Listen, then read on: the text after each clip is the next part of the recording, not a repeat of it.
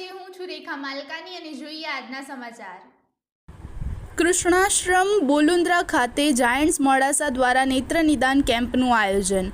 ભારતીય સંસ્કૃતિ હજારો વર્ષ પુરાણી છે। હજારો વર્ષથી ભારતની સંસ્કૃતિ સંસ્કૃત ભાષામાં વર્ણવેલી છે।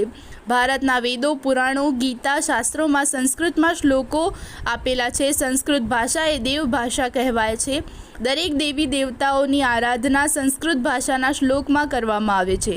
એક શતાબ્દીથી પણ વધારે 117 વર્ષથી ચાલતી સંસ્કૃત પાઠશાલા મોડાસાથી શામળાજી જતા બોલુન્દ્રા ગામે ગુરુકુળ સંસ્કૃત પાઠશાલા છે, જેમાં ત્યાં જ રહીને કુમારો વૈદિક શાસ્ત્રોક્ત સંસ્કૃતનું જ્ઞાન મેળવી રહ્યા છે।